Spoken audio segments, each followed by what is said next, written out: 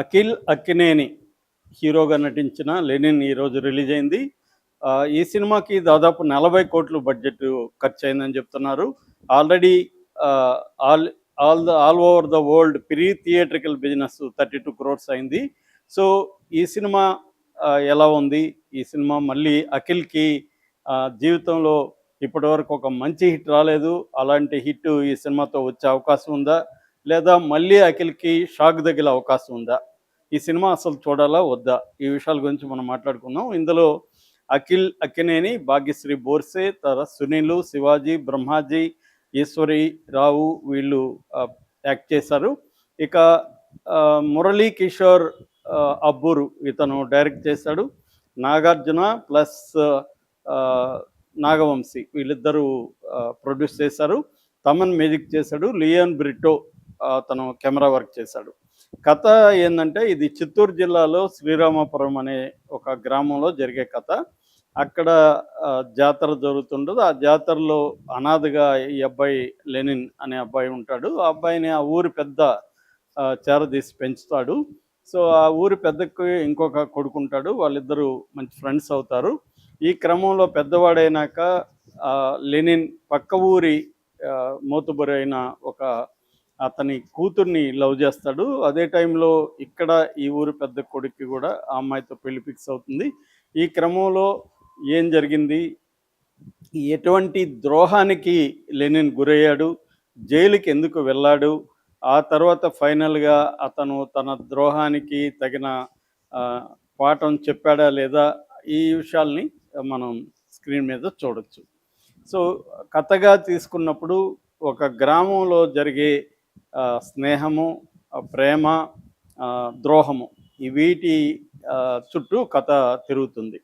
అయితే screen play పరంగా తీసుకున్నప్పుడు 2001లో కర్నూలు జైల్లో ఓపెన్ అయ్యి అతను ఇంకా శిక్షాకాలం కంటే ముందే విడుదలవుతాడు. అక్కడి నుంచి ఫ్లాష్ బ్యాక్ ఓపెన్ అవుతుంది.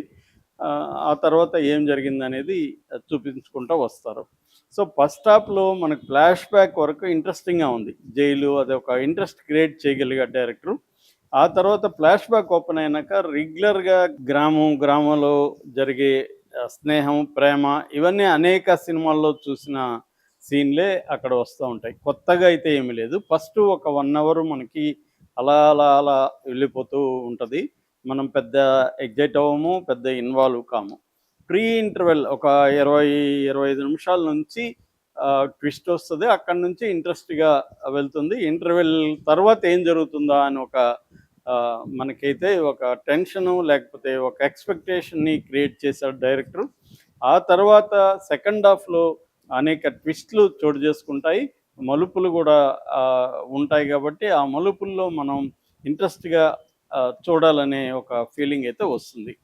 సో సెకండ్ హాఫ్లో కూడా అక్కడక్కడ కొన్ని డల్ మూమెంట్స్ ఉన్నప్పటికి కూడా ఈ సినిమాని సెకండ్ హాఫే కాపాడిందని చెప్పచ్చు. అలాగే ప్రీ క్లైమాక్స్ కూడా ఇంట్రెస్టింగ్గా తీశాడు.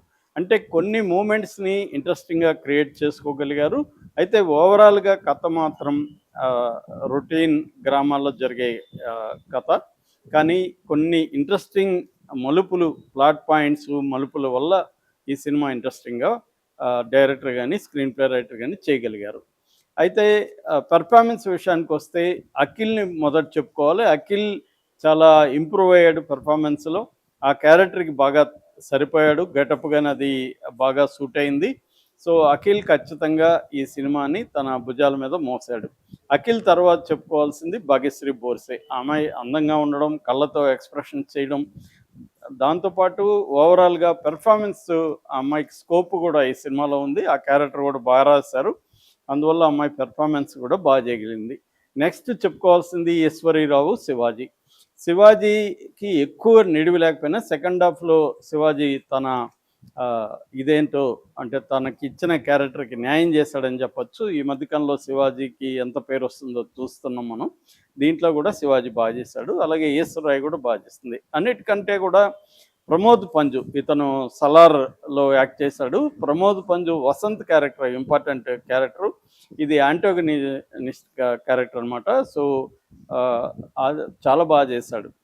మిగతా సునీల్ కానీ మిగతా వాళ్ళు పెద్ద బ్రహ్మాజీ వీళ్ళకి పెద్ద స్కోప్ లేదు. క్యారెక్టర్స్ కూడా పెద్ద గొప్పగా ఏం రాయలేదు. నేను ఇప్పుడు చెప్పిన ఈ నలుగురు ఐదు క్యారెక్టర్లు మాత్రమే బాగా చేశారు పెర్ఫార్మెన్స్. ఇక చెప్పుకోవాల్సింది టెక్నికల్‌గా చెప్పుకోవాల్సింది ఫస్టు తమన్. తమన్ పాటల్లో నిరాశపరిచాడు.